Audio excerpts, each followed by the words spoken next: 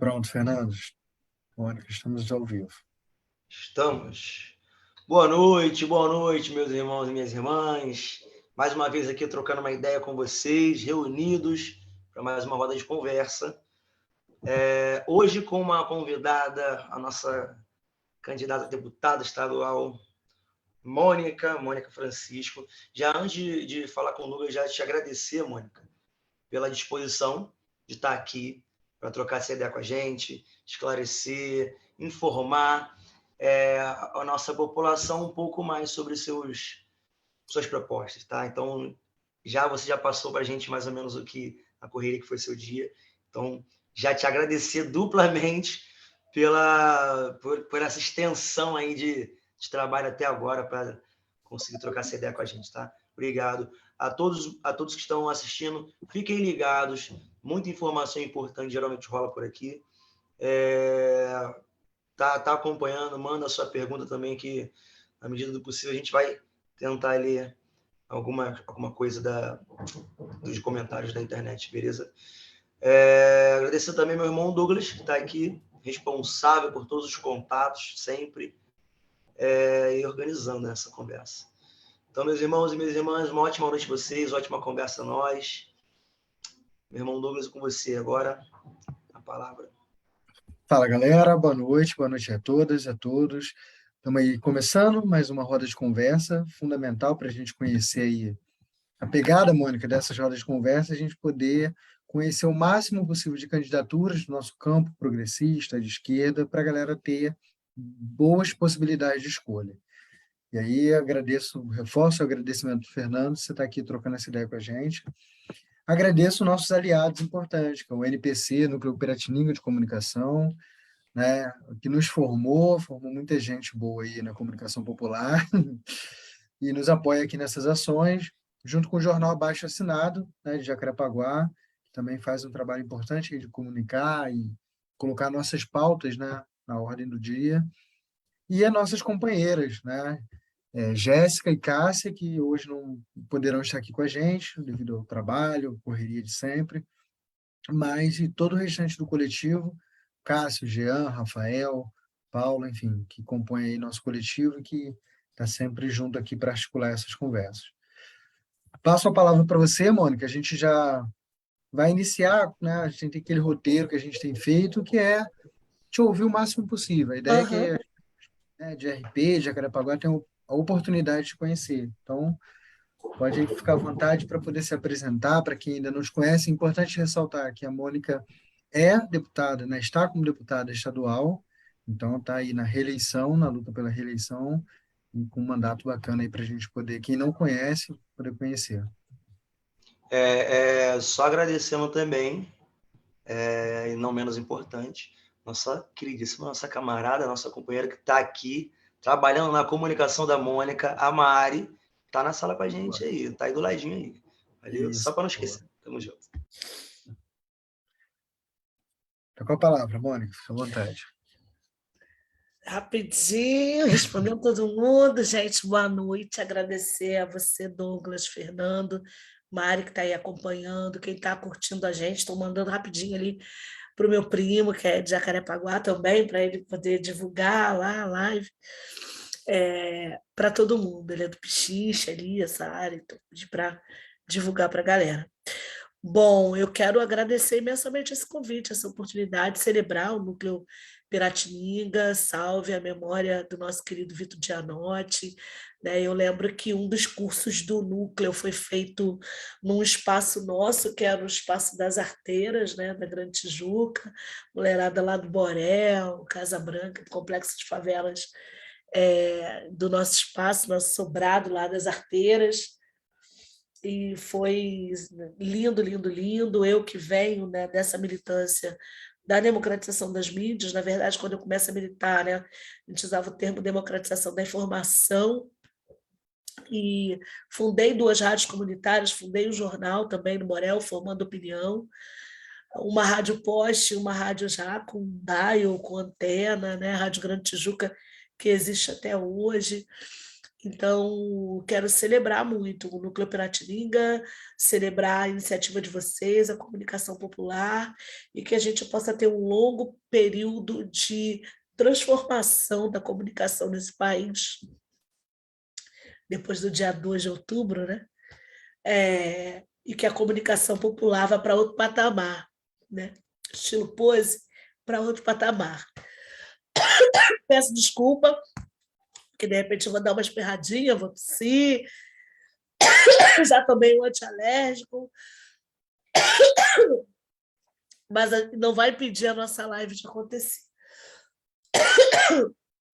Bom, eu sou Mônica Francisco, cria do Borel, na Tijuca, né, na favela do Borel, uma das favelas mais antigas do Rio de Janeiro.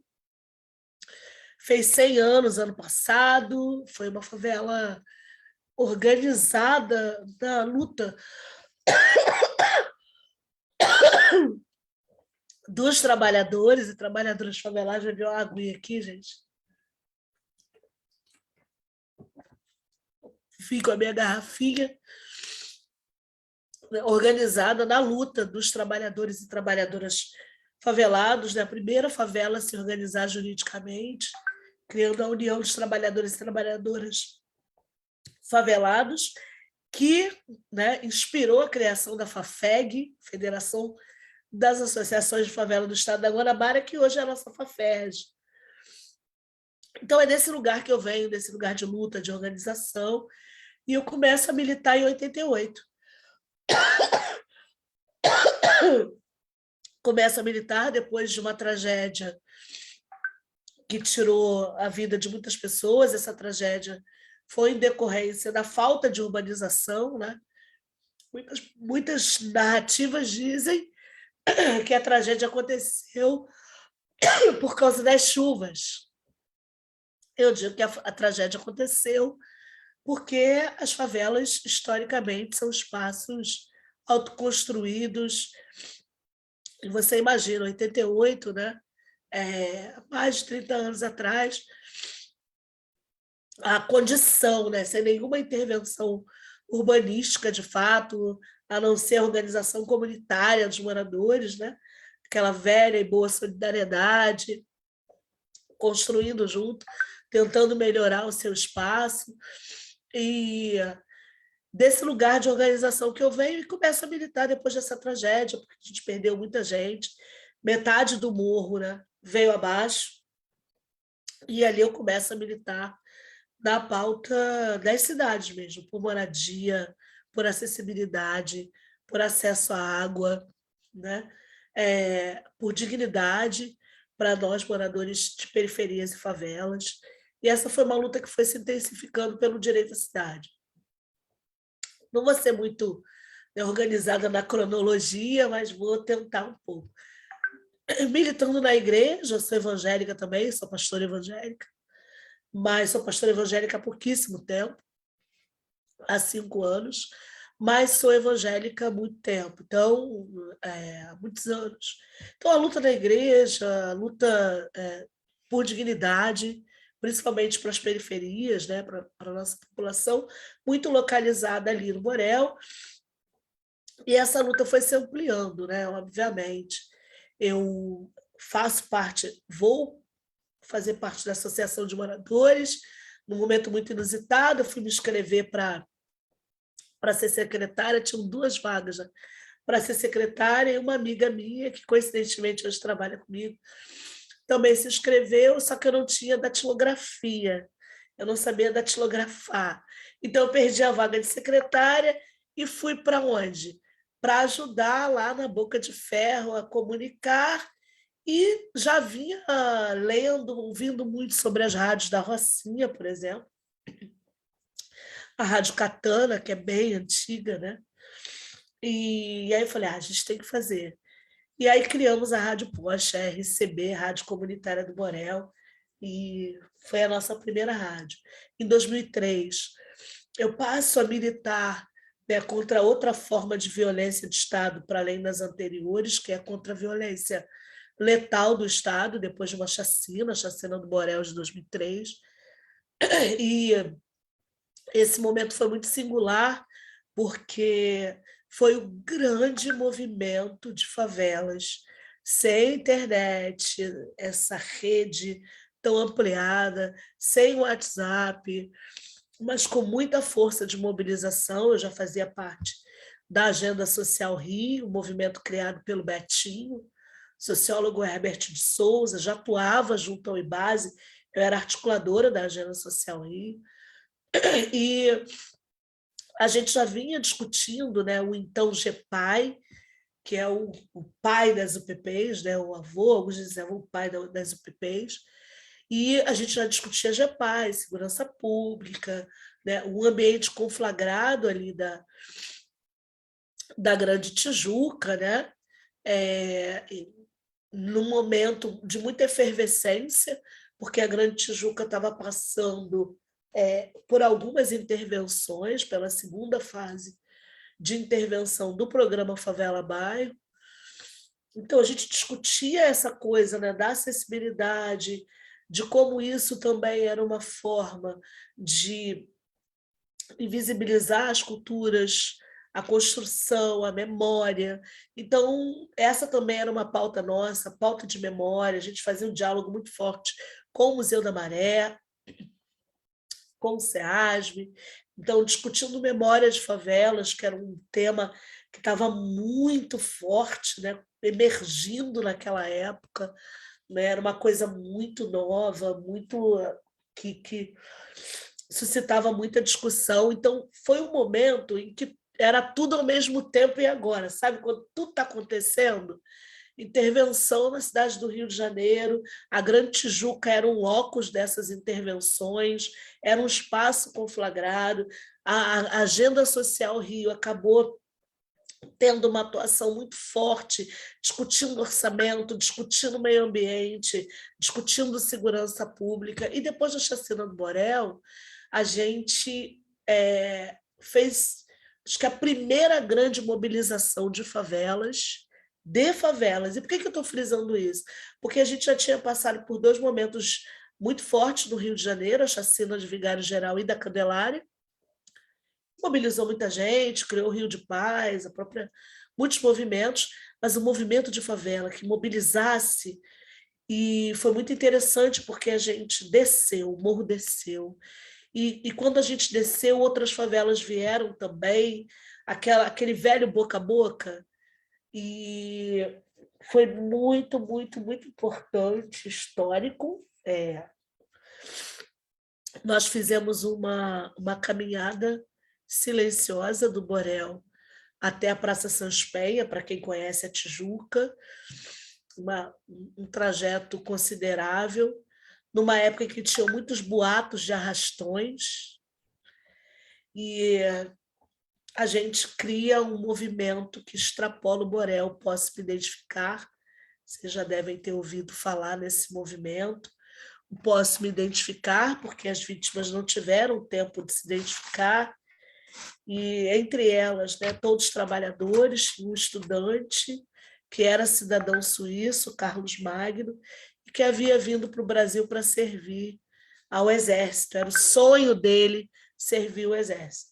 Então, eu venho desse movimento contra as violações do Estado, do movimento de comunicação popular, fui diretora da Federação das Associações de Rádios Comunitárias aqui do estado do Rio de Janeiro, então muita luta para não fechar rádio, muita militância nesse tema, muita militância contra a militarização da vida, também da economia solidária. Sou militante do movimento pelo direito à cidade, a gente cria um movimento, foi um seminário que também já criou um movimento, que é o Favela é Cidade, né? A gente constrói no IBASE, e depois a gente constrói o Fórum de Reforma Urbana, faz uma disputa discutindo lá atrás o Pan-Americano, o aumento da militarização dos espaços, né, periféricos e favelados. Então, a minha trajetória passa por todos esses temas: favela, organização comunitária, comunicação popular, que deixou de ser aquela antiga comunicação alternativa, é cada vez mais central, todas as mídias que a gente chama de populares, mas que têm sido cada vez mais importantes para veicular informação, para fugir das fake news. Vou escrever para o Jornal do Brasil, me torno colunista do Jornal do Brasil, e lá fiquei por 4 anos escrevendo uma coluna chamada Comunidade em Pauta. Entro na universidade aos 38 anos pela política de cotas, né? A gente discutia a lei de cotas no IBASE, com várias campanhas, cotas para quê, fazendo discussão na sociedade, né? Onde você guarda seu racismo. Então, a minha história vai passando por todos esses temas, por essa construção política. Fui fundadora do Fórum de Cooperativismo Popular aqui do estado do Rio de Janeiro. Fiz a supervisão do mapeamento da economia solidária, né, onde a gente mostrou uma economia pujante, forte, potente, de subsistência, que acontece, que tem um PIB. E foi muito interessante esse período. Fui pesquisadora da Escola Nacional de Saúde Pública, a ESP Fiocruz, a Escola Nacional de Saúde Pública Sérgio Arouca, do Laboratório Territorial de Manguinhos, lá fazendo um trabalho durante alguns anos. Trabalhei no PAC Favelas, depois fui pesquisar o impacto do PAC Favelas na Rocinha Alemão e no Complexo de Manguinhos, atuando ali no LTM, atuei no LTM também por 4 anos, até chegar ao mandato da Marielle, convidada por ela para compor o seu mandato na equipe de favelas.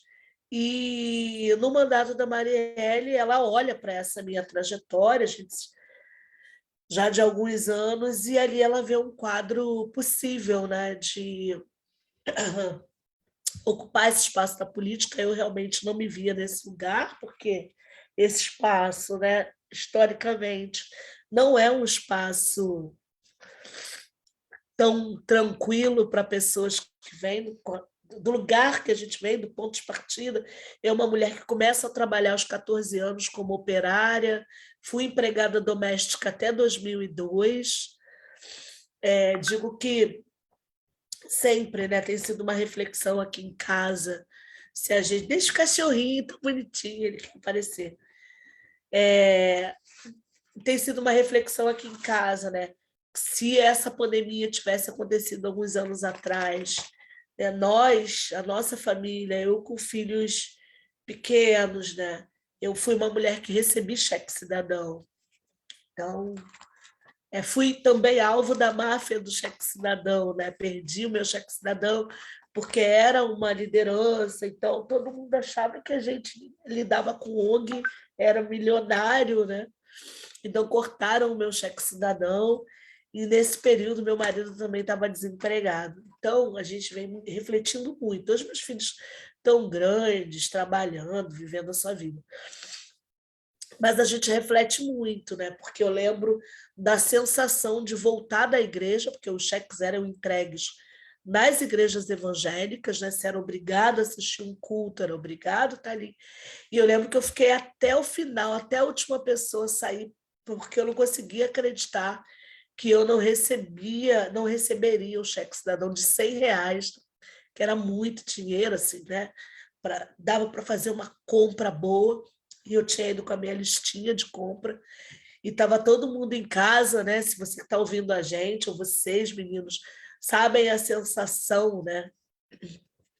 De você estar com a geladeira vazia, e você está na expectativa da tua mãe ou do teu pai voltar do mercado com, né? Claro, não vai criança, não pense em arroz e feijão, né? Mas pensa no biscoito, que já está na lista, no iogurte, né? Vai pensar nisso, né? Naquele nugget, né? Esses negocinhos aí, né?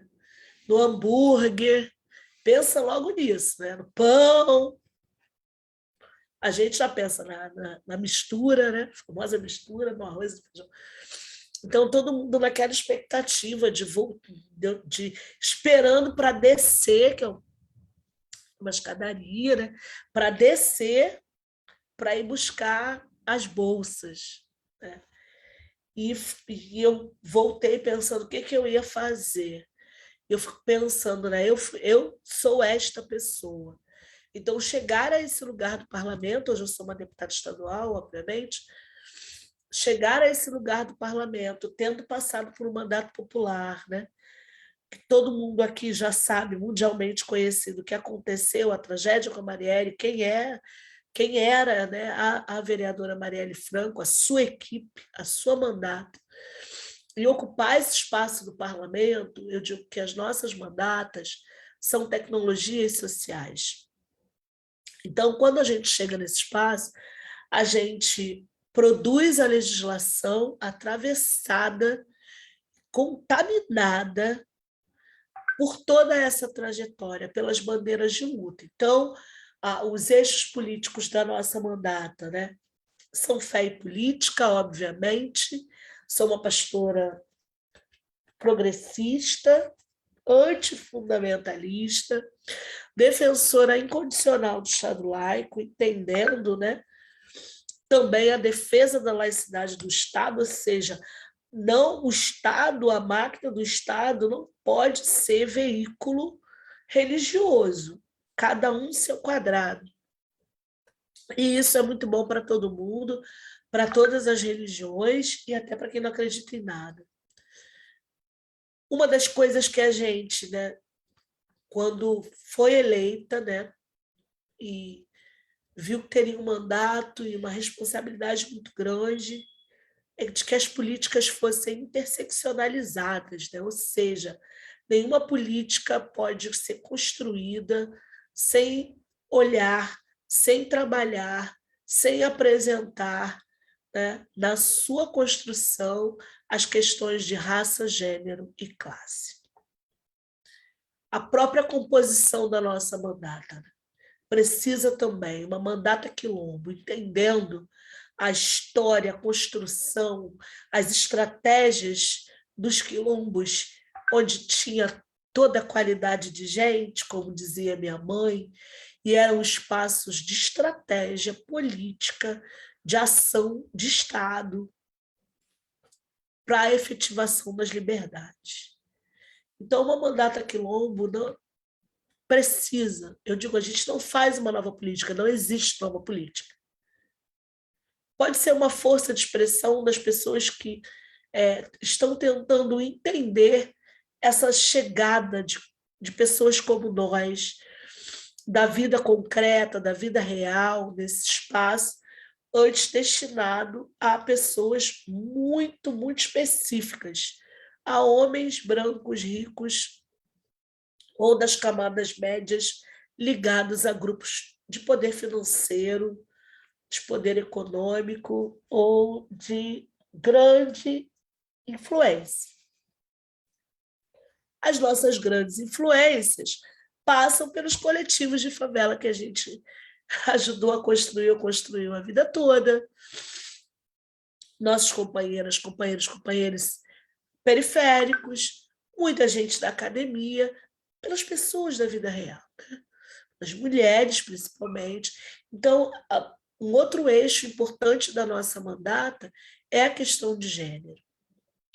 Também a questão de raça, ponto crucial para nós, negritude, para nós, né, desde o início da nossa mandata, a luta antirracista, ela permeia a nossa atuação como luta constante, no mesmo alvo do racismo ao chegar na Assembleia Legislativa, né?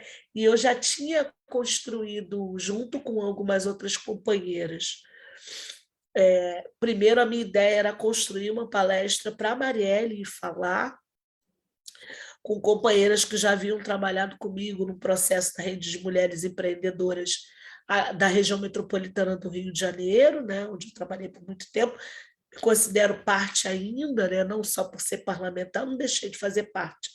Isso é só uma parte de quem eu sou, o parlamento. Uma nova parte de quem eu sou na minha história.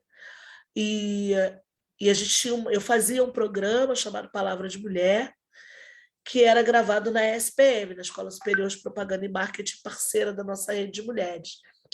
E lá eu fui convidada para construir o que seria uma palestra sobre raça e propaganda, e alguma coisa assim. E eu sugeri que a gente levasse a Marielle para fazer uma palestra e que fosse um curso também. Bom, a Marielle foi executada e a gente tinha começado a pensar isso, e muito provocando para essa construção, não sei se vocês vão lembrar, depois de um comercial em que a atriz Mariana Rui Barbosa se envolvia no papel higiênico preto e dizia Black is beautiful, né? E aí eu achei que a gente precisava falar sobre isso num espaço como a Escola Superior de Propaganda e Marketing. E a minha amiga, que era coordenadora da responsabilidade social, comprou. Cria da Baixada, de São João, maravilhosa, Luciana, comprou, e a gente acabou fazendo um curso só com professores negros, doutores, e nós fizemos o curso Me Representa, Marcas e Representatividade, que foi um marco na SPR.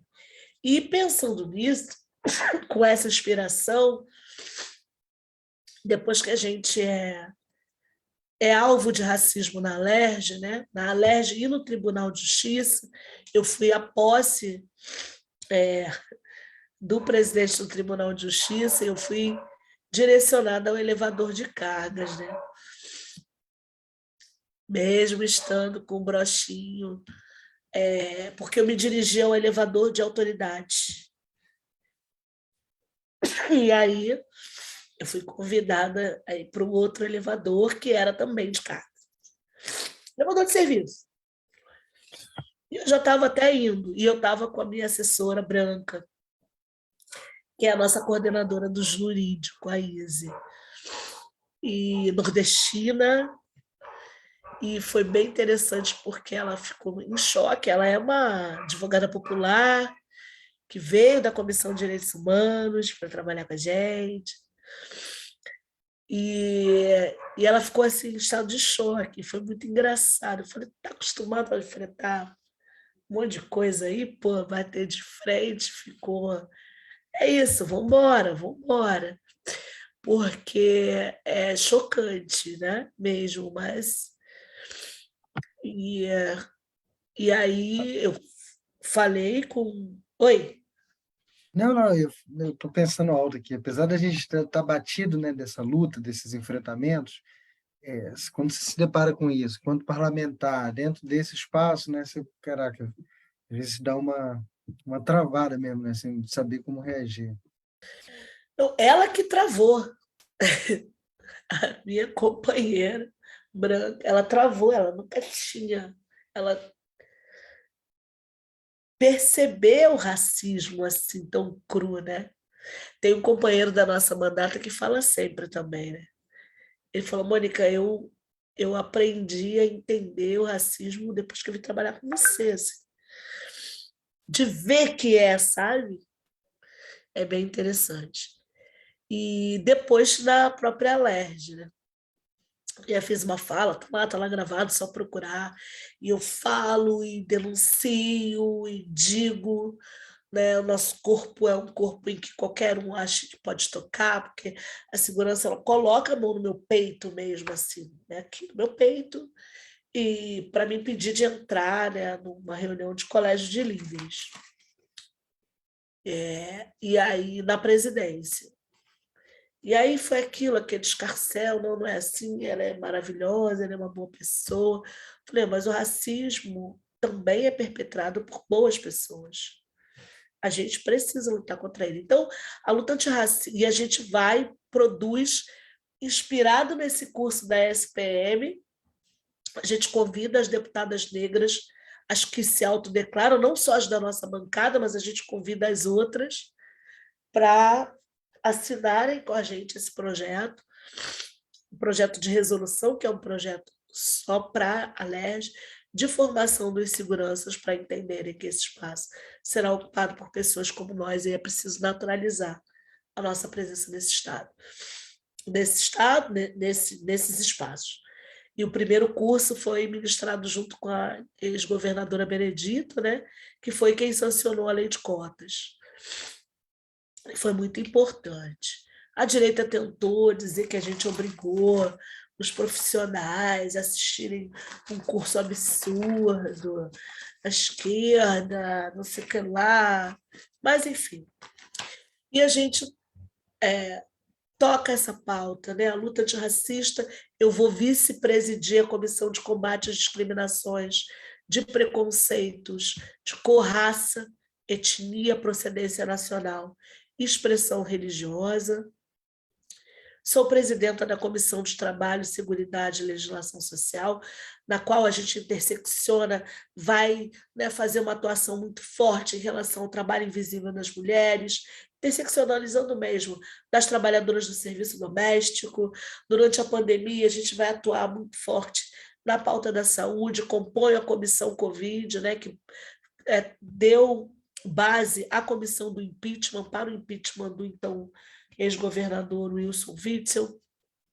Eu sou presidenta da Frente de Combate à Mortalidade Materna e Violência Obstétrica, uma construção coletiva, né, feita com crioula, com tantas outras mulheres, com o movimento de mulheres. Tem sido uma atuação incrível, inclusive fomos alvo de fake news, né? Não sei se vocês viram, a gente registrou esse boletim de ocorrência na cidade da polícia, dizendo que nós estávamos envolvidas em um esquema de sequestro de bebês no Instituto Fernandes Figueira. O Instituto soltou uma nota. Eu presido a Frente de Defesa da Agroecologia, entendendo, né, que nesse período os grupos da agricultura familiar, majoritariamente capitaneados por mulheres, precisam ser fomentados, fortalecidos. A gente tem leis nesse sentido, né, e com outros companheiros que também atuam nessa temática para garantir orçamento para a agricultura familiar, né? A gente tem um diálogo muito forte com a ARJ, que é a Associação das Agricultoras do Rio de Janeiro, principalmente as que estão no maciço da Pedra Branca. Então, é uma pauta nossa que vem desde a militância da economia solidária. Eu sou vice-presidenta da Frente em Defesa da Economia Solidária, sou presidenta da Frente em Defesa da Defensoria, porque direitos humanos é também um eixo político da nossa mandata. Ou seja, toda a nossa trajetória vai passar. Sou membro da Frente Mista em Defesa da Comunicação Popular e da Comunicação Pública. São nossas duas leis que instituem tanto a Rádio Nacional quanto a Rádio MEC como patrimônio imaterial e cultural do Estado do Rio de Janeiro, porque vinham sob ataque do governo Bolsonaro, e a gente constrói também em coletividade, né, com os servidores, os trabalhadores e trabalhadoras da EBC que vem resistindo. E a Rádio Nacional e a Rádio MEC não são de governo, elas são nossas, do povo brasileiro. Uma outra pauta nossa também, né, que a gente vem retomando das nossas práticas, é dissecar o orçamento do Estado, e a gente fez isso muito atravessado, né, pela pauta de gênero e também pela pauta, né, LGBTQIA+.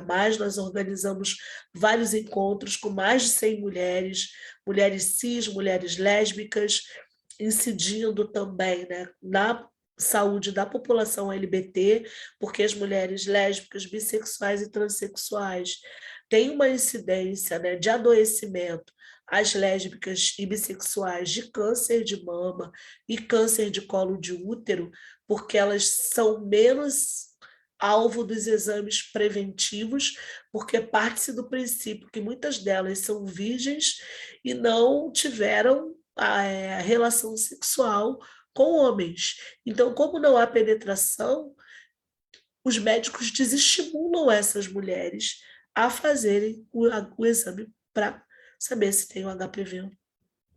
Então, muita incidência de câncer de mama, porque elas não fazem mamografia.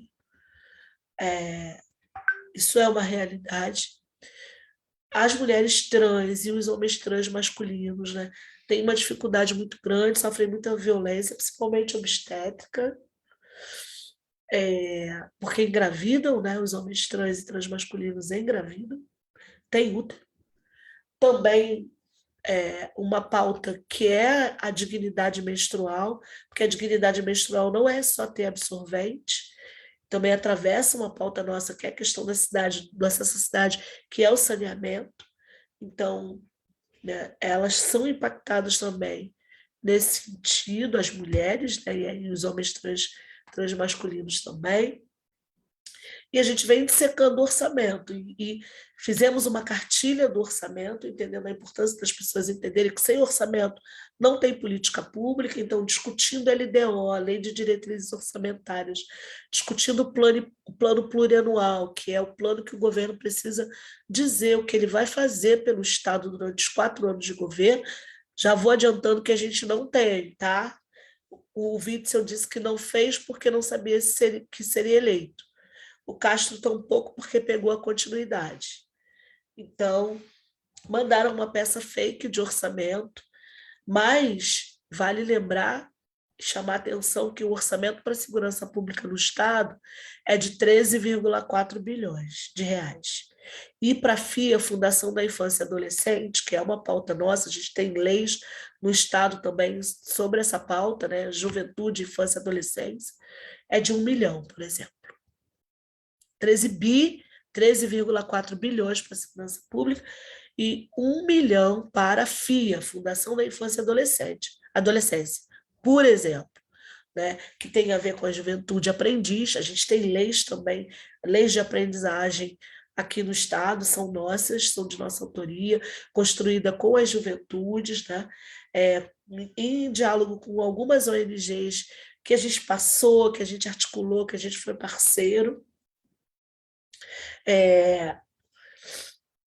E olhando o orçamento, discutindo com essas mulheres, produzindo essa cartilha, construindo emendas, nós fizemos muitas emendas, uma das emendas assim que a gente faz e que é resultado, né, da caminhada, da articulação com as companheiras, foi do kit vestuário, porque muitas mulheres são estupradas, e eu fiz muito inspirada na história de uma amiga que fala publicamente, a Regina, e ela fala como testemunho. Ela foi estuprada indo tirar a carteira de identidade e ela ficou nua, ela chegou nua à delegacia. Então, nós inserimos no orçamento a necessidade de kit vestuário, tanto para todas as mulheres vítimas de violência, porque as mulheres também precisam entregar roupa para o exame de corpo de delito, então é preciso que tenha kit vestuário. E a gente tem orçamento para isso, nós temos fundos públicos, tá? Pensar, não tem dinheiro. Uma outra luta nossa é a pauta da água, né, que atravessa a minha vida inteira. Eu passei a vida inteira sem água. Quem mora em periferia e favela sabe do que eu estou falando. A luta da água é uma luta que atravessa a nossa existência.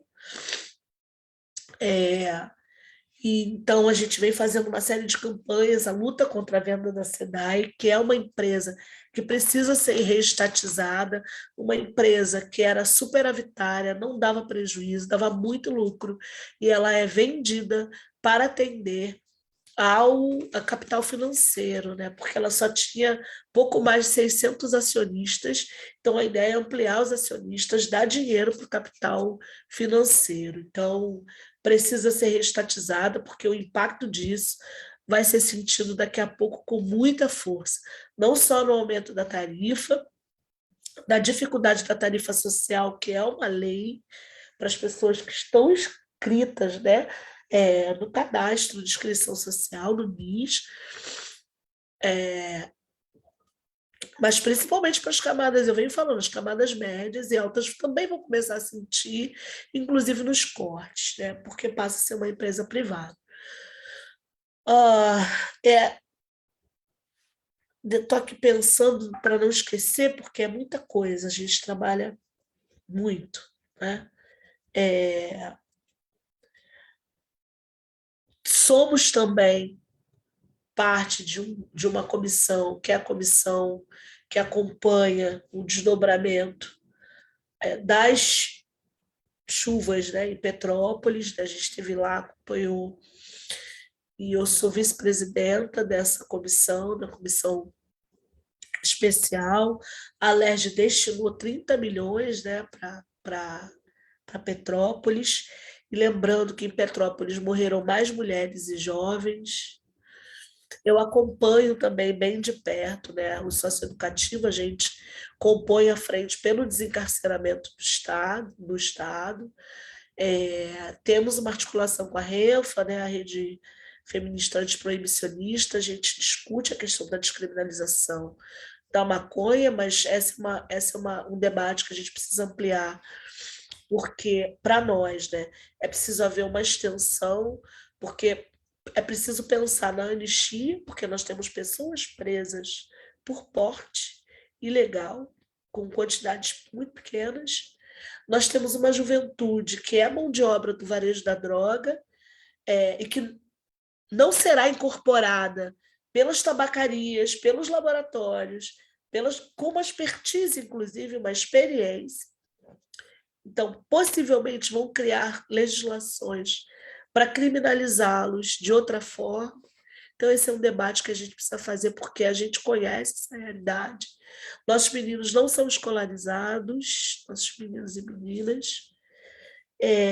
E a pauta do desencarceramento para nós é muito importante. Eu tive recentemente no CAI Baixada, em Belford Roxo, e vi o depoimento da reverenda Cacá, que é uma querida companheira do movimento negro, e ela falou: Mônica, nossa, eu observei também, e conversando com ela falou: Mônica, é importante vocês saberem disso, quem está assistindo a gente, vocês, o socioeducativo está ficando mais claro. E não é porque está chegando gente branca, né? É porque os meninos pretos e pretíssimos estão sendo executados. Então, a gente tem um socioeducativo mais claro, com mais pardos, alguns pouquíssimos brancos pobres. Isso é uma marca do genocídio, né? Das juventudes pretas, das execuções, do aumento da letalidade. A gente tem mais arma na mão de civis colecionadores e, né, pessoas simpatizantes das armas do que na mão dos militares, das forças militares, inclusive Exército, Marinha Aeronáutica, todas as forças. Então, essa é uma pauta muito cara para nós também. Acho que eu não vou esquecer de alguma coisa. E agora, né, eu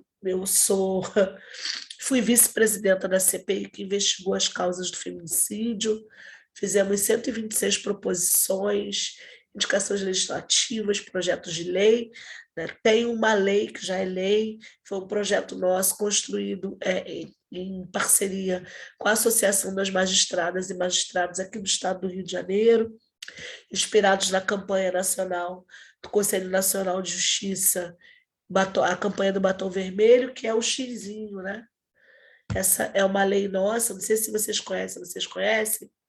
Aquele que uma mulher faz o X na mão assim, ó. Eu já Chega vi num isso lugar, aí. é uma lei nossa. E ela pede socorro silenciosamente. Também é uma lei nossa que prevê a fixação de cartazes em associações, condomínios, para orientar as mulheres onde elas devem buscar acolhida e socorro em caso de violência doméstica. Então, para nós, coletivamente, faz muito sentido a continuidade desse projeto. É nossa também a Lei do Charme, que cria e institui o Dia Estadual do Charme, dia 8 de março, que foi quando a Lei Corello, né, quando o DJ Corello lança lá um marco temporal, né, do início do charme, dos bailes charmes do Mackenzie, do Meyer. É nosso dia 4 de fevereiro, dia de combate à Covid e outras doenças e pandemias ou epidemias em favelas. Também cria um programa e ações, isso em parceria, né, com os coletivos de favela. É nossa também a lei que instituiu o dia 27 de março como dia de combate ao racismo religioso. Eu compus a CPI, de combate à intolerância religiosa, de investigação, e nós criamos, né, fruto também da luta dos herdeiros espirituais de Joãozinho da Gomeia e Caxias, a Lei Joãozinho da Gomeia, que institui o dia 27 de março como dia de combate estadual ao racismo religioso, prevê ações, campanhas. Eu estou esquecendo de um monte de coisa, tá, gente? Mas É eu muita esqueci de pegar coisa, as muito minhas colinhas. trabalho. Eu esqueci de pegar as minhas colinhas, porque a gente. Gente, eu paguei um mico, vou contar aqui publicamente. Tá, Mônica, você tem uma live, você tem uma agenda de avaliação com a visão mundial e os professores, educadores, para discutir os comitês de enfrentamento à violência nas escolas estaduais. Eu falei, meu Deus, da lei. Eu falei, vem uma coisa assim, mas tanta coisa. Cara, a lei é minha, tá? Desculpa. Eu esqueci da minha lei, cara, sério. Foi construída. Não, sabe, é tanta coisa. A gente conseguiu derrubar, né? E foi assim, por isso já teria valido a pena ter tido esse mandato, esse primeiro mandato. A gente conseguiu derrubar a lei, o projeto de lei, né, que instituía a política de drogas no âmbito do Estado do Rio de Janeiro, que era para tirar dinheiro da saúde mental, para irrigar a comunidade terapêutica, que criminalizava ainda mais as juventudes pretas, usuários abusivos de drogas, crack e outras drogas, que criminalizava ainda mais a população em situação de rua, estimulava, né, a internação compulsória, um projeto copia e cola do Nacional, instituído pela Damares, e nós conseguimos, até espirrei, derrubar, obrigada, derrubar, eleger mesmo, derrubar esse projeto.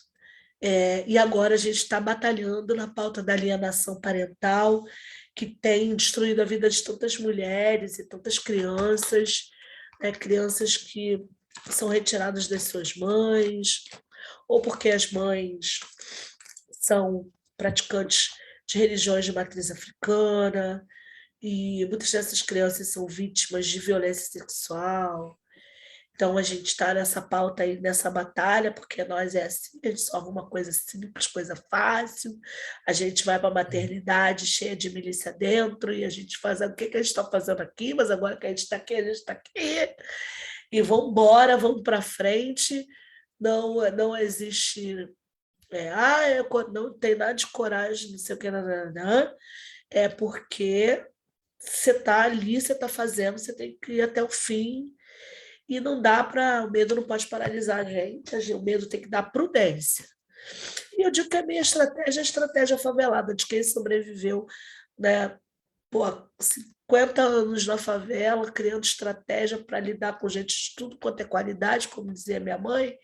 Essa é a essência, é o papo reto, é o proceder, legitima a gente em qualquer lugar, e é nessa que a gente segue, com muitos desafios, porque esse espaço é um espaço racista, é um espaço, né, como disse Eli Carneiro, que você tirar uma mulher preta de cena é muito simples, difamar uma mulher preta, tirar uma mulher preta de cena, impedi-la de acessar espaços, tudo isso é muito simples, porque é isso, a branquitude tem muitas estratégias, o sistema não nos favorece, mas a gente vai produzindo essa instalação, né?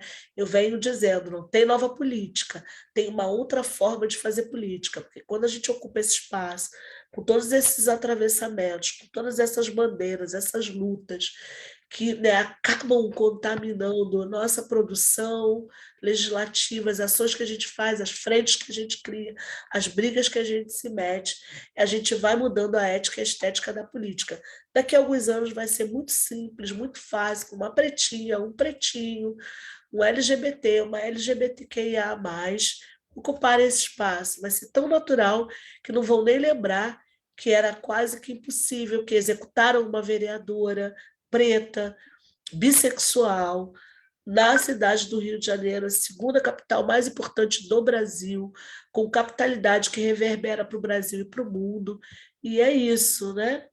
que impediram uma deputada de entrar numa reunião de deputados, que conduziram uma deputada negra a um elevador de cargas.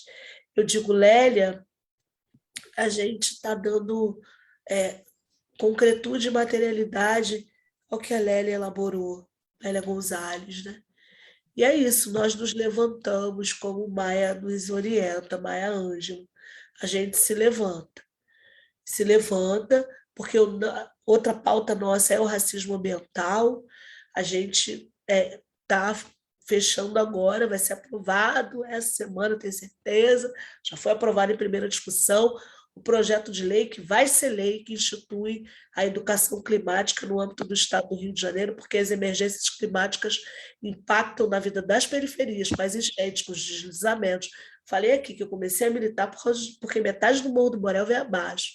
Tem Morro do Bumba, tem Petrópolis, que está mais fresco na memória de todo mundo, e quem morre são as mulheres, são as nossas juventudes, né? E o nosso feminismo negro, ele insere os nossos homens, porque quando as mulheres negras produzem política, efetivam a política, elas fazem para o conjunto da sociedade. Nosso projeto de sociedade, ele é circular, ele é para todo mundo, ele é coletivo, ele envolve, ele impacta. E eu digo, a gente tem responsabilidade histórica, a gente tem responsabilidade com a conjuntura que a gente está vivendo, precisamos garantir, né, uma transformação para o Brasil, mas a próxima cena, a cena dos próximos capítulos, precisa ter muitos rostos das populações historicamente discriminadas nesse país. Mulheres negras, pessoas indígenas, pessoas LGBTQIA+, para disputar os cargos majoritários. Presidência da República, governo de Estado e prefeitura. E é isso. Então, por tudo isso, a gente pensou que faz muito sentido pensar na continuidade desse projeto.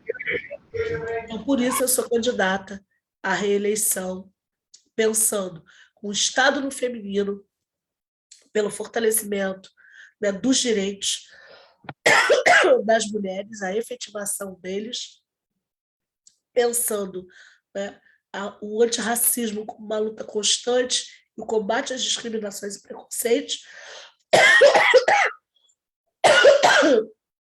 contra o racismo religioso e o ataque às populações LGBTQIA+, eu sou a deputada que mais produziu legislação para a população LGBTQIA+, no estado do Rio de Janeiro, e não foi proposital. A gente só descobriu quando viu o resultado de uma pesquisa. Nós colocamos as mulheres pretas no orçamento do Estado. Então, para nós, isso é uma pauta importante e por uma perspectiva de futuro, né? Garantindo o acesso a trabalho e renda, contra a precarização das nossas juventudes, sobretudo uberizadas, extremamente precarizadas, entregando comida com fome, e por dignidade mesmo, no mundo do trabalho, desenvolvimento econômico do Estado do Rio de Janeiro, tendo um processo forte de reindustrialização, pensando na indústria da saúde. A gente viu agora, durante a pandemia de Covid, né, o quanto a gente precisa de vacina, de periféricos, e também pensando no desenvolvimento de viés popular, com a economia criativa, a economia solidária, a economia circular, pensando nos empregos verdes, pensando nesse processo bem redondinho. Bom, acho que é isso. Falei para caramba. Irmã, pô, que potência esse mandato, né? Que eu sabia algumas coisas, eu acompanho, mas eu não sabia de tudo isso, né? Por isso que não deu nem para interromper, assim, para poder perguntar, porque foi muito bom poder ouvir tudo isso. O que eu acho assim, muito importante da galera que está acompanhando se ligar é dessa formulação de todo esse trabalho, né, que é muito trabalho, com participação, né? A gente se encontrou lá no Alemão, no Fórum Popular do Alemão, no Complexo Alemão, e você estava justamente fazendo esse movimento de escuta, né, de entender as demandas, apesar do seu histórico, né, de mulher favelada, preta, né, mas fazer esse movimento constante de ouvir né? Não se constrói política pública sem ouvir a população, sem ouvir as pessoas. Isso é muito importante. E aí, pensando um pouco nisso, queria que você falasse rapidamente, né, do seu partido, né, que é importante a gente. Só é possível tudo isso que você falou, né, todo esse trabalho e esses resultados muito importantes para a gente, a partir de um partido que tenha essa pegada, essa perspectiva, né, e que tenha gente qualificada trabalhando, né, não tem rachadinha, porque senão não tem gente para trabalhar. É muito importante. Cara, Vou o te nosso pedir para apresentar um mandato, pouquinho o partido, é, assim, porque tem muita gente claro, escondendo aí o partido, eu acho importante. não, eu sou do PSOL, sempre tive muito próximo do PSOL, né? Eu falei para vocês da chacina do Borel, e eu fazer só esse contexto que eu acho importante, e eu conheço a Comissão de Direitos Humanos, conheço mais assim, de atuar próximo, né? Desde 2003, na época quem presidia era o Molon, era deputado estadual na época, presidia a Comissão de Direitos Humanos, que já havia sido presidida pelo Chico Alencar, mas a gente se aproximou mais com o Alessandro Molon, que era deputado à época estadual. Depois, eu já conheci o Marcelo Freixo, dessa militância na Justiça Global, uma ONG também de defesa de direitos humanos, era pesquisador na época e acompanhava a pauta de presídios, e a gente estava sempre nas discussões de conjuntura no base, né? Porque lembra que eu falei, eu era do GT que discutia segurança pública. E aí depois o Marcelo assume a comissão de direitos humanos, depois ele sai do PT, vai para o PSOL, né? O PSOL nasce, e a gente vai ficando ali meio que perto da Comissão de Direitos Humanos, aí eu conheço a Marielle também. Então, estava sempre ali naquela franja do PSOL, muito pelo mandato do Marcelo, a Comissão de Direitos Humanos, sempre participando, todos os anos, mesa, não sei o quê, tarará, debate, favela, sempre estava, ia fazer formação. Eu e o Alan Brum, lá do Alemão, a gente sempre fazia formação com a equipe do Marcelo, né? Nessa temática de favelas, a gente ia discutir. Mesmo às vezes os favelados reclamavam, metiam pau, mas a gente entendia a importância da gente falar para que a política não saísse para nós, por nós, né? Então já era o nosso nós por nós lá. E depois, enfim, mais próxima ainda, de forma mais forte, com a Marielle, compondo o mandato dela, e aí, né, enfim, a Marielle me pensa como esse quadro e a gente passa a se envolver um pouco mais. E hoje eu estou no PSOL, né? Tem uma máxima que eu acho muito interessante, que o pior partido é aquele que a gente está, né? Eu nunca fui de partido nenhum, essa é a minha primeira experiência partidária. Tenho muitas críticas ao PSOL, como a todos os outros partidos, porque para nós, pessoas negras, né, e eu acho que a Sueli Carneiro fala muito isso também, hoje eu estou Sueli, né? Beijo para ela. Só para abrir, só para a gente ir um pouquinho, eu ficava toda feliz quando eu escrevia para o Jornal do Brasil que algum artigo meu ia para o Guelé 10. Eu me achava, caraca, você me colocou no Guelé 10. Mas voltando aqui, fechando o Guelé 10, tá vendo? Vocês não dão nada por mim? A Sueli Carneiro publicou no Guelé 10. Tô lá! E aí, a gente vai se apropriando desse espaço, que não é um espaço para nós. Mas é preciso que a gente provoque essa mudança, né? Como eu falei, daqui a algum tempo, alguns anos, vai ser muito natural. Então, essa presença, a discussão do identitarismo, eu já falei, a gente precisa banir essa palavra, a gente precisa atualizar o nosso vocabulário. Não tem identitarismo. A classe trabalhadora, ela não é amorfa, ela não é etérea, ela não está voando em algum lugar na nuvem, ela não está no iCloud, ela está uberizada, ela é preta, ela está lá sendo alvo do reconhecimento facial e fotográfico, ela está agora sem ter o seu salário, né, digno, por exemplo, o salário do trabalhador, né, e da trabalhadora aqui do estado do Rio de Janeiro, que não teve atualização do seu salário porque o governo não mandou a lei do piso, porque é o governo que manda, com as devidas correções de acordo com o IPCA, com a inflação, o índice de preços ao consumidor, hoje o valor do salário dele é de quase R$ 950 para tudo. Então, é dessa gente que a gente está falando, não é de uma classe trabalhadora que não tem piso, que o seu poder de compra está igual de 2015, só que a gente está em 2022, sabe? Então, há 7 anos atrás, no momento mais duro da nossa história e da história do Brasil, com 2.700.000 pessoas, 1.000 pessoas passando fome aqui no estado do Rio de Janeiro, quase 10% das pessoas com fome no Brasil, que são 33 milhões. Então, essa é a classe trabalhadora. Então, não dá para falar de identitarismo, de LGBT. Então, a gente é que vai forçar os partidos a mudarem. Eu acho que o pessoal é um ambiente interessante, né? Ainda permite que tenham essas experiências. É um partido de muitas correntes, eu não sou de nenhuma, porque, né? Dá para ver pela cor da neguinha, não rola, né? Corrente não casa com a gente. Tendências, né? Usam o termo tendências para ficar menos duro, mais palatável, as tendências, né? Mas a gente atua com as tendências, compondo um campo, que é o pessoal de todas as lutas, e um campo menor, que a gente chama de campinho, né? Que tem ali com pessoas de correntes e outras independentes, pouquíssimas independentes. Eu me mantenho independente por uma questão de... Né, sou feminista negra, mulher preta, favelada, cria de favela. Não dá, né? A gente já fez muito enfrentamento nessa vida. Então, assim, claro que respeitando a organização, tendo muito respeito por ela, mas querendo incidir nesse sentido.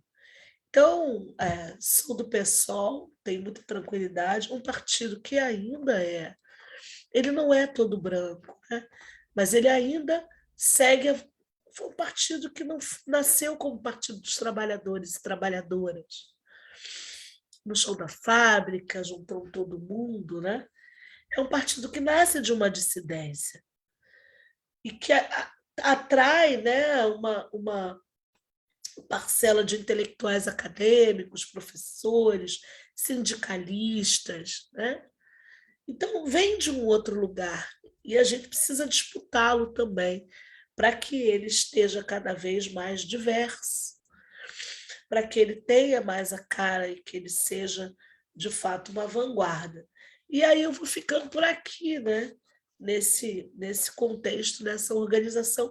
Eu digo, eu nunca passei por um movimento, organização, de forma temporária, eu construo, eu milito, eu me entrego. Então, estou aqui. Partido Socialismo e Liberdade. Então, eu sou independente.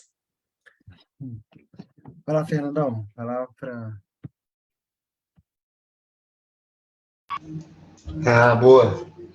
Ô, Mônica, minha parceira, deixa eu te fazer uma pergunta. Eu fiquei curioso. Sabe o que eu fiquei curioso? Que quando você falou que que é religiosa e tudo mais, eu fiquei pensando aqui.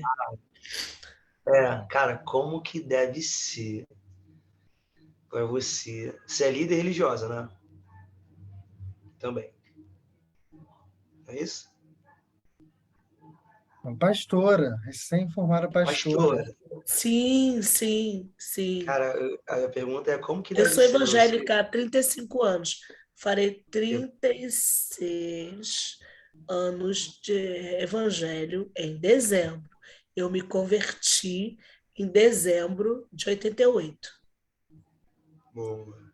E aí eu te pergunto, sendo assim, você é uma pastora evangélica e é do PSOL. Como que funciona no seu cenário ali, no seu ambiente, o diálogo com as pessoas, não só no seu ambiente, mas em todos os lugares onde você passa, que as pessoas sabem que você é religiosa, que você é pastora e é do pessoal. Como é que fica esse jogo aí contra as informações midiáticas batendo sempre? Fala pra gente aí. Ó, para mim é muito tranquilo, porque todo mundo sempre me conheceu na luta. Então, eu me converti na Universal, fiquei lá durante 9 anos. Lembra que eu falei para vocês? Sempre fui militante. Então, sempre fui militante. Então, todo mundo me conhece já nessa pegada. Sou crente de verdade, vou para o monte, faço oração, falo em línguas, né? Sou petenca, creio nas manifestações do Espírito Santo e acabou. É isso. Prego aos domingos, faço questão de pregar, só quando não dá mesmo. Quando não dá, não dá, não dá. Pelo menos a oração inicial, de quando, alguma coisa assim, pela bênção apostólica, é isso.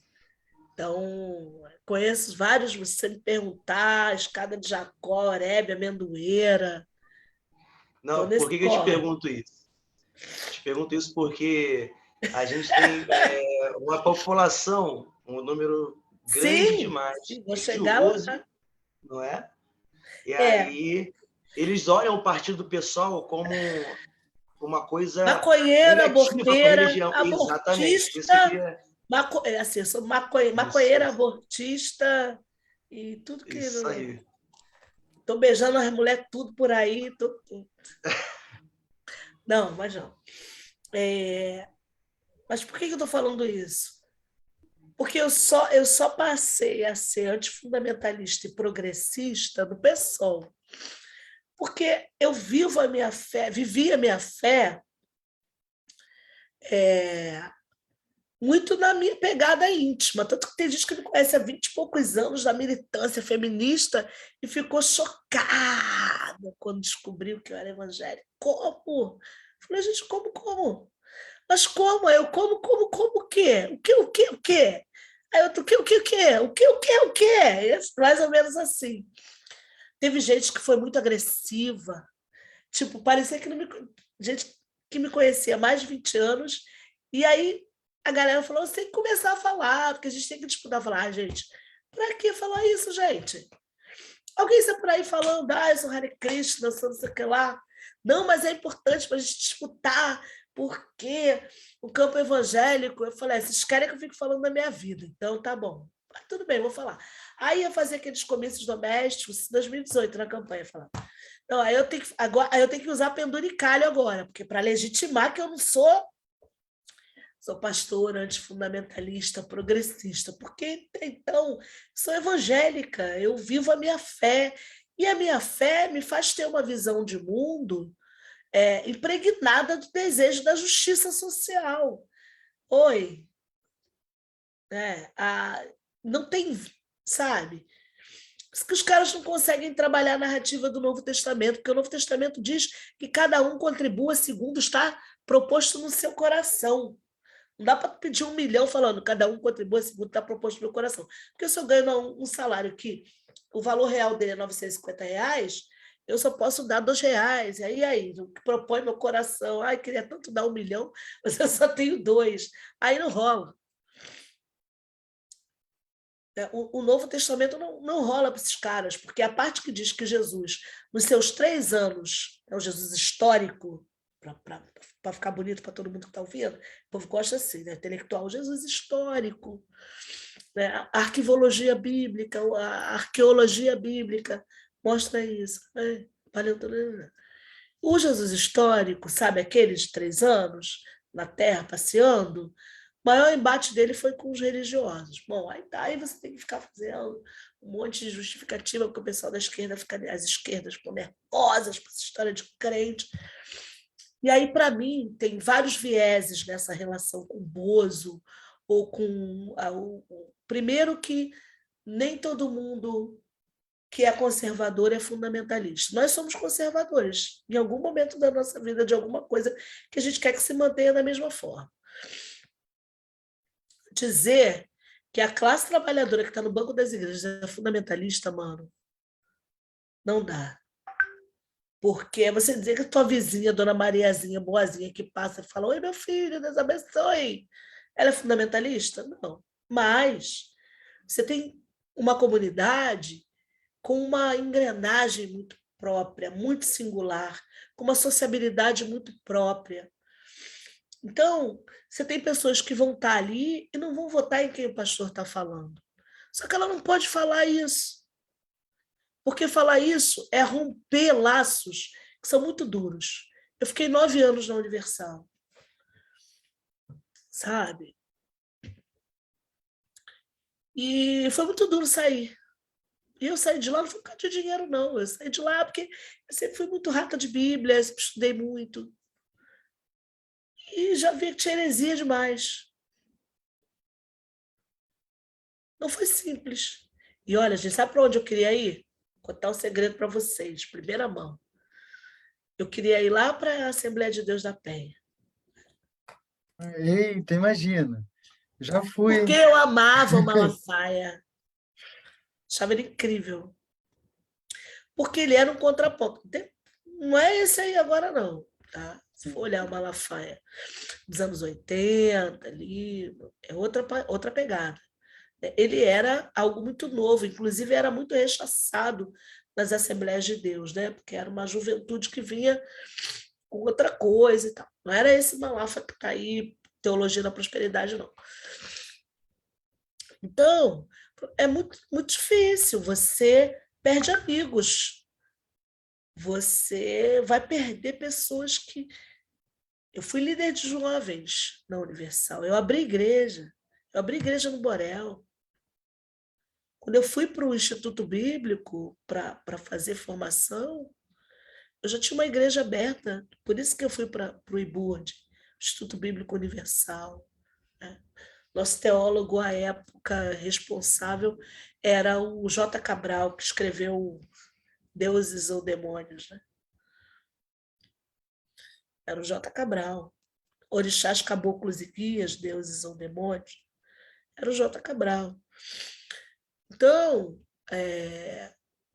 você romper com um coletivo, né, não é fácil. Então, as pessoas, às vezes, não votam, mas elas não vão falar, porque elas fazem parte do círculo de oração ou do ministério de louvor. Elas estão lá. Às vezes, a relação dela não é nem com o pastor e com a pastora. Às vezes, a relação dela passa, por exemplo, pela irmãzinha da sala do quilo, do amor, sei lá. Cada igreja tem um nome, né? Que sabe quem é a família que mora lá naquele finalzinho da favela, que passa fome, que a mulher apanha do marido, que ela leva para a oração. Hoje você não tem só pessoas evangélicas praticantes nesse contexto, porque a música gospel ela ganhou corações e mentes. A gente está falando muito por causa do Bozo, mas a gente está numa sociedade que vivencia, que é envolvida pela temática evangélica, com a música gospel. É jogador pedindo música gospel. Não só os jogadores evangélicos. Você passa... Trabalho, né? Oi? E o trabalho social, né? Isso que você está falando. O trabalho social que a igreja evangélica faz. Também, claro. Pô, evangelizava pra caramba, evangelizava de madrugada. Aniversário, para tudo quanto era lugar. Enquanto o povo estava dormindo, a gente estava na madrugada com o pessoal na rua. Fui batista a maior parte da minha vida. Sempre militando. Então, eu não tenho, sabe, algumas questões ou outras, um ou outro, hoje não mais, mas eu sempre fui militante, sempre organizei as mulheres na favela, abri, sabe, junto com as companheiras, nós fundamos a Associação de Mulheres do Borel Indiana, Nós criamos o grupo Equilibrar de Mulheres, as Passadeiras do Borel. Vocês podem pesquisar aí. Fiz o Ocupa Borel em 2002, a gente articulou com o alemão. Então, sempre, posso me deixar, sempre. Então, eu sempre estive na luta, sempre estive nos enfrentamentos. Então, todo mundo já sabe muito bem quem eu sou. Tá? Então, eu nunca tive problema com um outro irmão lá, e às vezes colocava no Facebook para eu me converter por causa do pessoal. Mas a nossa postura, a nossa atuação, sabe? É muito, muito assim. Agora, nas esquerdas, é esse susto, porque querem também imputar. E para mim, tá? Essa também é uma questão de classe. É claro que a gente não é ingênuo, a gente sabe o quanto as lideranças evangélicas que estão no domínio dos meios de comunicação concedidos pelo Estado e se utilizando dele para ampliar e veicular narrativas distorcidas, tem muita força. Muita força. E contaminam-se. Mas nós viramos voto para o Haddad em 2018. Por um pouco a gente não conseguiu, porque não tinha mais tempo. E viramos voto entre os evangélicos. E agora está comprovado. Então, o que a gente precisa é mostrar que evangélicos não são uma coisa só. É a mesma coisa dizer que preto é tudo igual. Os evangélicos não são. E também tem uma questão de classe, essa ojeriza. Porque o cara que está no banco da igreja é o motorista da madame, é a empregada faxineira, é a caixa do supermercado. E aí, quando se debocha, veja, os caras são hábeis, porque eles sabem. Jogam várias cascas de banana para gente. Aí, para gente, que digo as esquerdas, aí vai lá a esquerdalha com seu bracinho de manivela, falar do capital, marxismo, nananã, fascismo, protofascismo, nananã, e debochar da Michelle Bolsonaro quando ela fala em línguas e ora. Mas esquece que a empregada, a babá, o motorista, também faz a mesma coisa. Quando faz isso, tua vizinha, Dona Maria, que é amiga da tua mãe, da tua avó, também vai lá na igreja dobrar o joelho, falar em línguas. E aí se sente, fala, nossa, mas vocês estão debochando dela, também estão debochando de mim, tá vendo? Esse pessoal da esquerda é assim. Então, eu quando eu estou panfletando, eu falo. Eu olho assim, já vejo, já falo, essa pastora, falar. A pessoa leva aquele susto assim. A gente precisa, por isso, a gente precisa disputar as mídias. A gente precisa para disputar essa narrativa. Porque tem muitos de nós, tem muitas pessoas iguais a mim, muitas, mas a gente não tem o poder de veiculação midiática que o Malafaia tem. Então, todo mundo acha que crente é o Malafaia, que crente é o Valdomiro Santiago. É Santiago, né? Que crente é a da cobra de Piton lá, matando as Piton para fazer moto. Ana Paula Valadão. Entendeu? Que é o Edir Macedo. Então, está até mudando agora, né? Está virando lulista agora. Cara, muito bom, Mônica, ter. Né, isso também me chamou a atenção, né? Não Mas sabia, eu não fui sabia que você era muito pastora. violentada pela galera de esquerda, quando eu falava. Como? A Ah, galera começou a fazer complô. Como essa mulher, e eu feminista, essa mulher vai defender as nossas pautas E eu falei, gente, mas as pessoas me conhecem. Os discursos, né, de elitistas, né, do pobre não sabe votar, né, por causa do pobre que está aí, né, evangélico é pô, tudo, né, Burro, esse tapado. discurso generalizante, tapado, né, também ouvi muito isso. Também sou nascido e criado na igreja, né, batista, hoje não tenho frequentado mais, mas enfim, minha família e aí tem que fazer essa contraposição o tempo todo. Porque o discurso é esse, essa galera de esquerda aí que faz isso, lá, lá, lá. Não. Tudo que a gente defende está na Bíblia, cara. Você vai lá, Isaías 61, sabe? Você Nós fizemos pega uma Mateus roda. 5. Mateus 5, cara. Fome e sede de justiça, estive nu e me deste vestir. O que é isso? Sabe? Você pega os profetas menores, estão todos discutindo a luta pelo direito à terra. E não é invencionice, não. Estão lá. Ou então, estão lá como Joel, falando que vamos, Joel capítulo 2, o Senhor transformará as nossas relhas de arado em lança. É para luta. Entendeu? Irmã, nós fizemos uma roda de conversa. Foi mal, Fernando.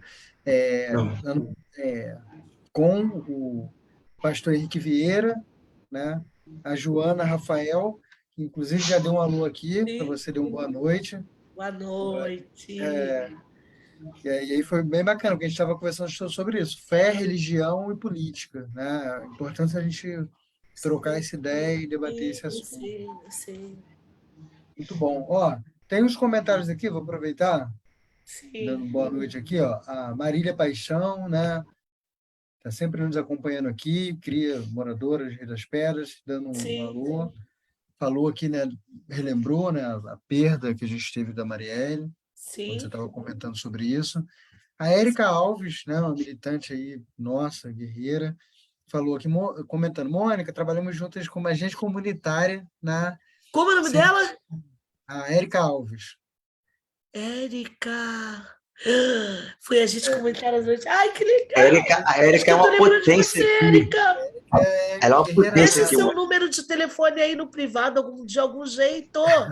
A gente está com um grupo dos agentes da nossa época. Hoje é aniversário do Gilvan. Vou falar para ela fazer isso. Se ela não estiver aqui ainda, eu vou passar para ela, pode deixar. No CIEDES trabalhou também. Ela falou aqui, ó, no CIEDES, a Érica, ainda comentário da Érica. No CIEDES eu já admirava a fala dela e a defesa que ela fazia sempre para os moradores de favela. O orgulho ver essa mulher no legislativo. Muito bom. Marina Garcia, né, professora, está sempre nos acompanhando, minha companheira. Que linda. Tonha, Otaviano, né, Carlinhos, que é uma liderança comunitária, a Flávia, do 100% Comunidade, na Rio das Pedras. Duas lideranças é muito importante. Enfim, uma galera aí acompanhando, às vezes eu me perco aqui nos comentários, mas muito bom, muito bom. A galera tá ligada aí. Obrigada, gente. Ó, vamos, a gente, tô preocupado, se você é cansado com essa voz, né, que ainda amanhã com certeza deve estar... Espirrando, cheia das coriza, tô toda ruim aqui. Não teve uma pergunta, Mônica, específica, né? Sim. Assim, mais comentário. Eu tô passando vergonha aqui, vocês, hein? Tá nada, tá sendo bonzão você poder falar sobre esses assuntos aí que você entrou. Poxa, passando uma vergonha aqui. Eu sei que você tem muitas pautas de comprometimento com a gente, né? A gente está num processo de construção de uma agenda Rio das Pedras, né? Coletivos se juntando, a gente está nessa formulação. E uma demanda que a gente teve... aí, tá? Como a gente, um tempo. Então, a gente conhece a nossa... Vai estar presencialmente aqui no futuro breve. E aí, uma pauta... dessa parte aí atrás, olha eu que... Na época, os prédios estavam afundando, aí a galera constrói em cima de novo. Areal, os areais. Areal, né? isso mesmo. Areinha, areal. Isso mesmo. Isso, achou que eu estava de onda, né? Que não era verdade. Trabalhei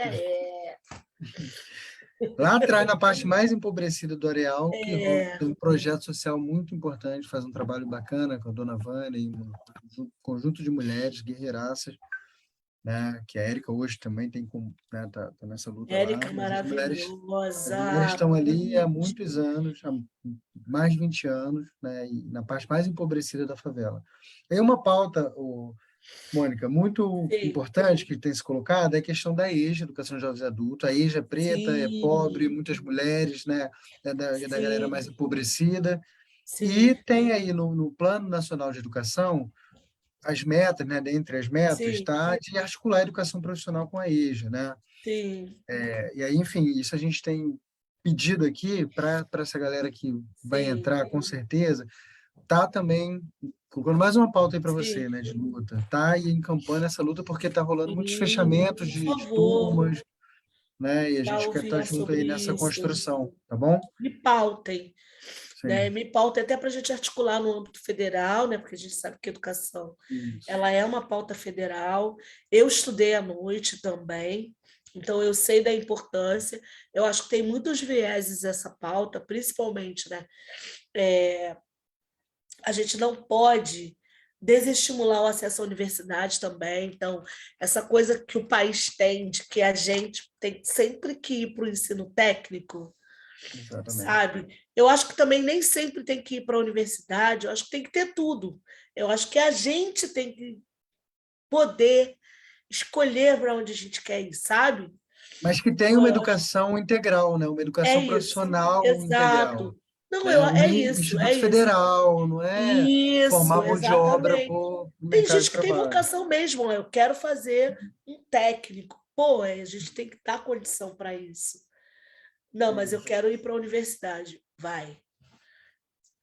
Mas é é isso. fundamental o EJA.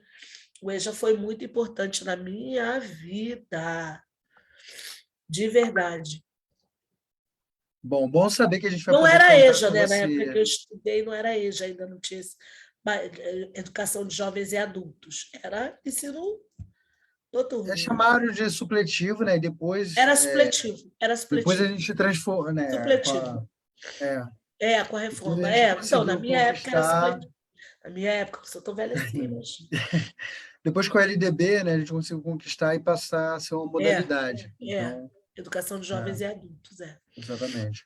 Bom, eu sou professor da EJA também, pesquisador da EJA, então vamos Ah, estar que junto aí legal, nessa, gente. nessa É luta. isso.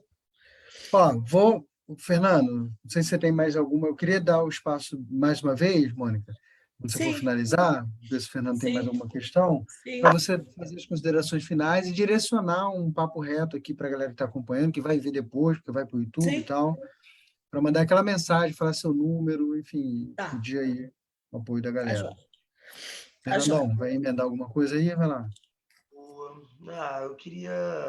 Eu ia só deixar aqui uma questão para ver se a Mônica consegue falar para a gente sobre o tratamento de água dos nossos rios. Se Sim. você tem alguma coisa para falar sobre isso. E Fios. rios. Ah, Rio, tô ruim, gente. Nossos... É porque o ouvido tá tapado. Gente, ó, Não, eu também estou é que eu falando não quero baixo aqui. ficar falando desgraça aqui, vocês não é isso, não. É que eu fui para. Ai, gente, que horror, tô toda ruim. É que Porque eu fui para Três Rios esse final de semana, voltei com uma otite, sofri a beça. Ainda vim direto para um comício doméstico com o ouvido explodindo. Aí só consegui ontem a emergência. E descobri que eu estou com uma otite barótica. Já tinha ouvido falar isso? Eu sou muito não. chique, né? Tá vendo? E só quem tem, a maioria das pessoas que tem isso, são comissários de bordo. Olha que chique! Por causa da pressão. Aí, como a gente foi para a região serrana, eu achei que era só tapado por causa da altitude, né? Mas é essa otite. Então, não é, eu não estou zoando você, é porque eu estou com o ouvido tapado. Tu Não é tá fios, na não é batalha, fios. meu irmão. Chegando Tô cada na vez mais. luta, mano. Aqui, ó. Acabei com a caixa de papel.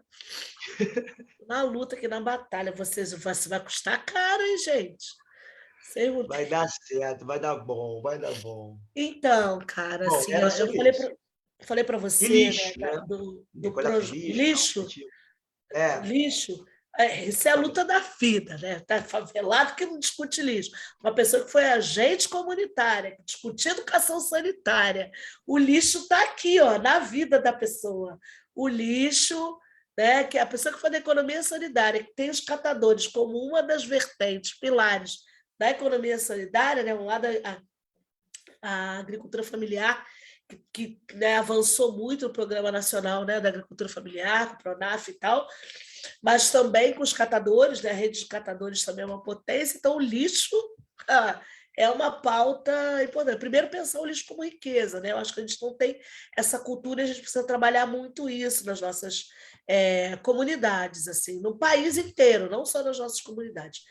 Essa relação com o lixo, né? Do lixo como algo que pode produzir muita riqueza, mesmo, né? E que, obviamente, é um auxílio à despoluição, né? Principalmente dos nossos rios.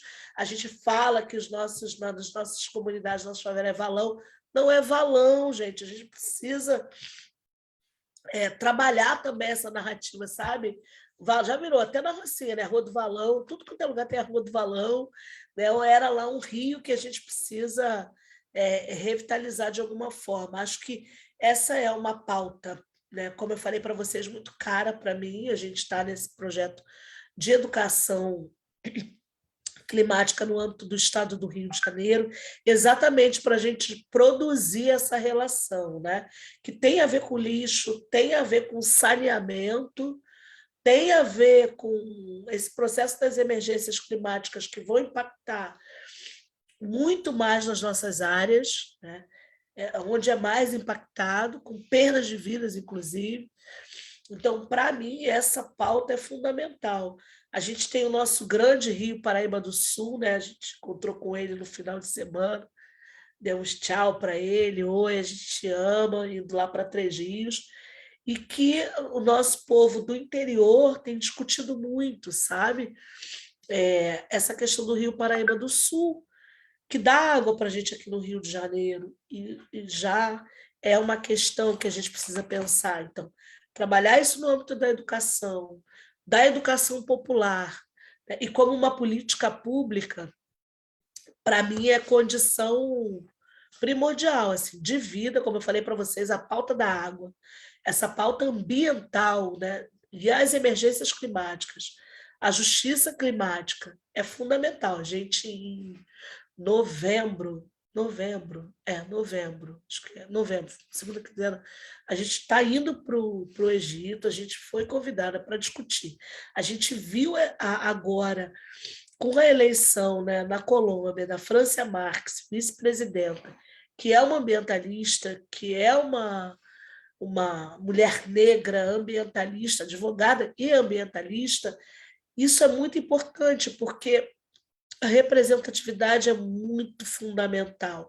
Então, termos nós, mulheres negras, falando desse tema, ele não é um tema que vai ficar circunscrito às elites. Esse é um tema nosso, que impacta a nossa vida. Somos nós que não temos saneamento, somos nós que somos atingidas pela seca, pelas enchentes. Eu trabalhei em Manguinhos, falei para vocês, sabe, olhar, por exemplo, a Rua São José, para mim é muito emblemático.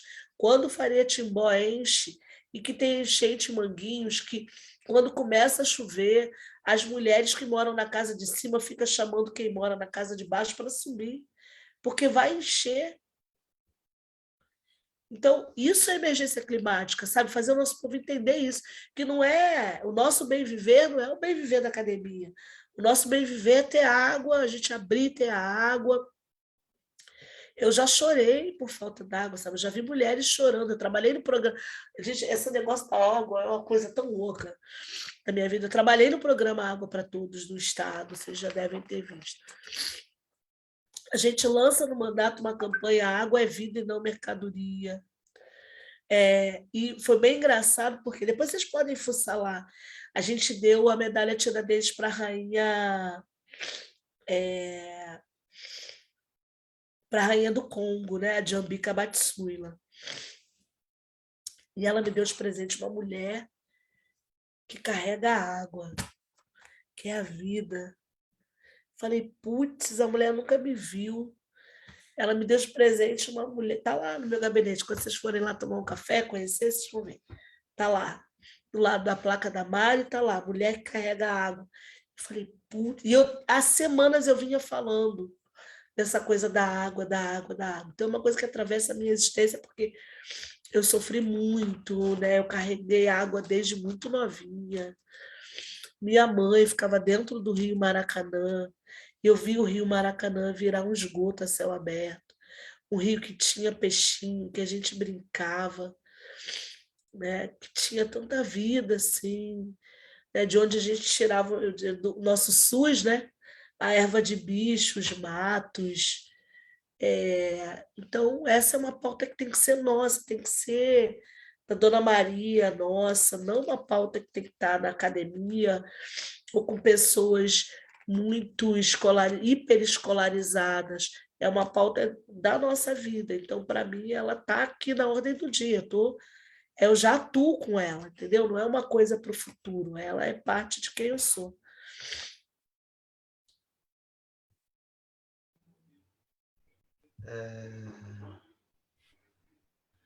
Bom, eu tenho mais perguntas aqui.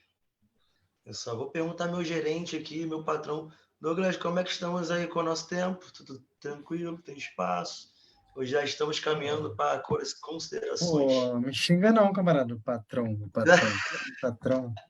Foi mal, foi mal. A Mariana me chama de patroa também. Mas é É, bonitinho, é bonitinho que é bem assim, é carinhoso, né? Não é no sentido, vamos ressignificar. boa. Não, Ó, a gente, gente eu não vou tem dar essa tchau para limitação, a vocês, gente não hein? coloca essa Eu limitação, quero não, mas é comer, só, gente. Eu tô com exatamente. fome. Minha Cara, preocupação é com a nossa convidada, porque ela Eu tô está com na fome. Ó, relação. meu papel já acabou, tô passando vergonha Aí. aqui. Não, a gente mas faz tá bom, outra, moço. gente. É Quer isso, acho que gastar vamos tudo fazer agora, outra. Fernando? Quer me gastar tudo? Manda. Vou marcar logo Ah, para tu eu vir não, aqui né, Rio das não, mas é porque eu Pedras. tô cheia de fome mesmo, gente. Não, Quer eu me te gastar? entendo. Eu tava Ah, assim se antes de quiser, a gente começar a continua live. a live. Eu vou esquentar meu macarrão, a gente vai falando. Não, Não, não, agora vamos. Você precisa descansar, que amanhã com certeza Eu tem achando muito que deve ter mais macarrão caminhada. ainda, nem sei que meu marido chegou primeiro. Mas não tem problema, não. não. Ó, O manda aquele Fernando não quer me diretão. deixar comer, não, gente. Mônica, É juventude. Pode deixar. manda aquele diretão para a galera agora, com número e tudo Então, mais. gente, meu Redes número é sociais aí para acompanhar. 50888, Mônica Francisco, candidata à reeleição, com essas pautas todas que vocês ouviram aqui. O que vocês não ouviram, procurem no Instagram, no Facebook, no YouTube. Tem um monte de Mônica lá. Então, vai no YouTube, procura a Mônica Francisco, vai ter Mônica Santos, vai ter Mônica Francisco. Vocês vão conhecer todas elas, que sou eu mesma. Procurem, a nossa equipe é uma equipe potente, incrível, sabe? A gente está aí, é isso. Cria de favela, mulher preta, feminista negra, pastora evangélica da Comunidade Apostólica Cristã Gileade, na Tijuca, Rua Conde Bonfim, 986. É isso. Mãe, já sou avó, Uhum. tenho um netinho lindo, um neguinho de 4 anos, tenho um filho lindaço, tenho uma filha linda. E é isso. Vai lá cavar tudo lá. Esse ano, 10 anos do Ocupa Borel. Se vocês quiserem saber o que foi o Ocupa Borel, fechando a live, vai lá no YouTube, aproveita. Já está no YouTube, né? Aproveita e já, ó, Ocupa Borel. 10 anos. Antes das jornadas de junho. A gente já estava ocupando tudo e se insurgindo contra a militarização da vida. Boa demais. Irmã, poxa, obrigado. Coisa boa a gente ter aí mais essa importante, né, representatividade, representação da sua parte Obrigada. e de toda essa coletiva que você compõe. Obrigada. E galera que acompanhou, que está acompanhando, se liga, mulher preta, braba, potente, que certamente está representando muito de nós. Muito obrigado, tá? Obrigada, Eu, gente. Eu que eu, agradeço. Fernando queria arrancar meu couro. E eu agora? sei que ó, a Mônica ainda tem um Caraca, espacinho de vai ter charme. volta lá que ele tá falando. Ainda tem um espacinho de charme que ela manda aí na pista aí no É, divertido, né? eu sou Tô fã, na ligado. verdade, eu sou funkeira. Na minha época, eu falei isso pro Corelo.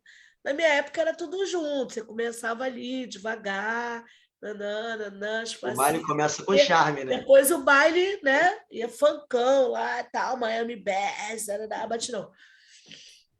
Aí o Corelo vai, né? Separa o negócio lá.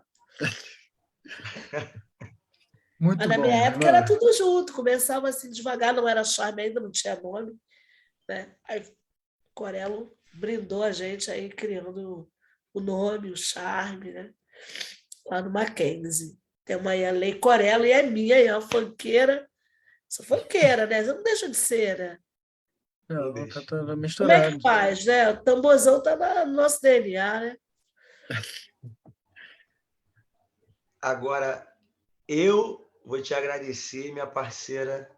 Mulher multifacetada, meu Deus do céu, eu cansei só de escutar tu Aí falando. tu tá E ainda, sentado, hein? e ainda faltou coisa pelo que tu falou, né? Faltou, Pô, faltou. Faltou muito muita coisa. obrigado, muito Faltou. obrigado, de Não, eu que verdade. agradeço, gente, porque só para falar uma coisinha assim, que eu acho que. E eu acho que a gente pode desenrolar isso numa outra live, que é tipo, eu sou uma militante, né? Hoje política, e tudo é política. Isso é política, gente. Isso aqui, ó, é político. Então, eu quero agradecer imensamente por vocês darem esse espaço.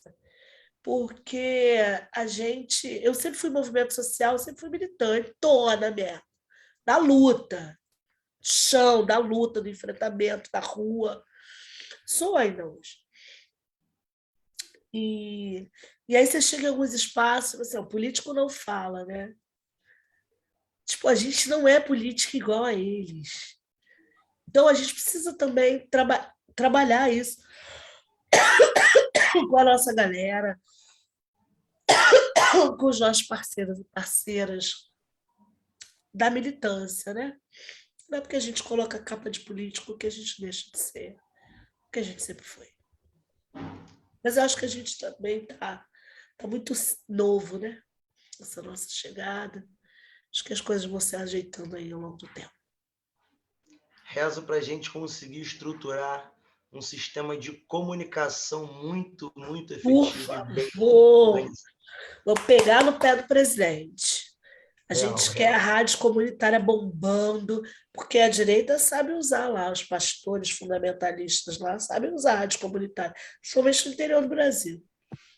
Acho que ele aprendeu a lição. Não dá para fortalecer a Ah, grande tem que ter que mídia, aprender, né? né? Tem que Tem que ter aprender. aprendido. Fernando, Douglas, um beijo enorme. Mari, um beijo, meu amor. Mari não botou a cara, ficou com medo. Beijo. Aí, Ai, não, ó, tá tem aí. vergonha. Mariana, Beijo obrigado aí, enorme. tá? Muito Eu que Tchau, obrigado. agradeço, gente. gente, de verdade. Eu toda ruim Beijo. aqui, botei a cara. A Mariana lá, toda fresquinha. Tanto no vídeo agora, você vê? Não, me perdoa.